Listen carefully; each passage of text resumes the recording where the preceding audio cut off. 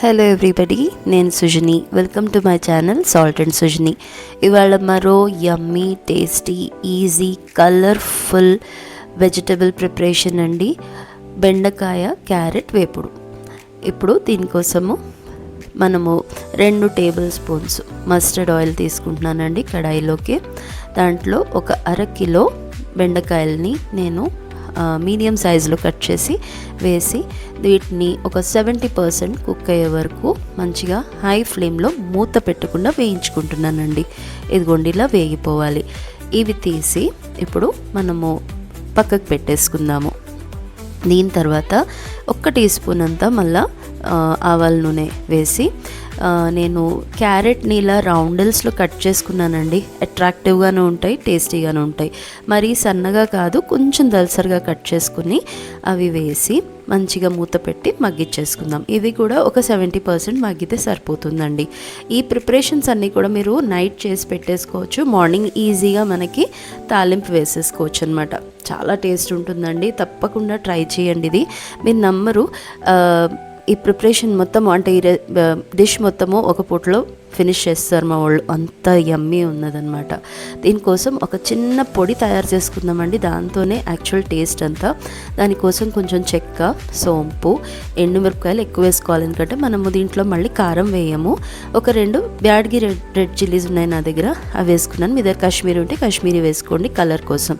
ఇంకొంచెం అల్లము, ఒక పావు కప్ అంతా కొబ్బరి వేసుకొని దీన్ని కోర్స్గా గ్రైండ్ చేసుకోవాలండి. చక్కగా ఒక పొడిలాగా మనము దీన్ని బరకగా గ్రైండ్ చేసి పెట్టేసుకోవాలి. టేస్ట్ అంతా దీంతోనే వస్తుందండి. చాలా యమ్మీ ఉంటుంది. సో ఇప్పుడు కడాయిలో నేను మళ్ళా ఉన్న నూనెలోనే కొంచెం జీలకర్ర, ఇంగువ వేసి చిట్పట్లాడే వరకు వేయిస్తున్నాను. ఇంకెక్కువ పెద్ద తాలింపు దినుసులు ఏమీ వేయాల్సిన పని లేదండి ఈ రెసిపీలో. ఇంకా ఒక 6 వెల్లుల్లి క్రష్ చేసి వేసుకున్నాను. అల్లమేమో పొడిలో వేసుకున్నాం కదా, వెల్లుల్లేమో ఇలా తాలింపులో వేసుకుంటే బాగుంటుంది.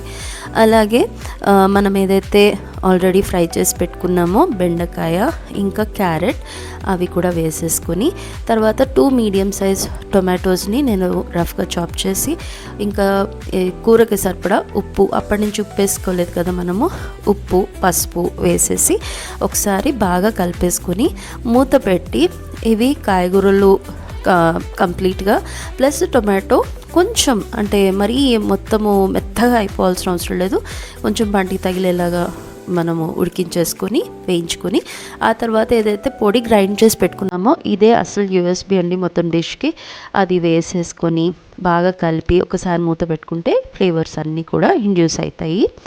సో చాలా యమ్మీ ఉంటుందండి. తప్పకుండా ట్రై చేయండి. సన్నగా తరిగిన కొత్తిమీరతోటి మనము గార్నిష్ చేసేసుకుంటే చాలా బాగుంటుంది. ఇది ఎస్పెషల్లీ చపాతీ పుల్కాతోటి చాలా బాగుంటుందండి. నేను చపాతీతో సర్వ్ చేశాను, అన్నంతో కూడా తినొచ్చు.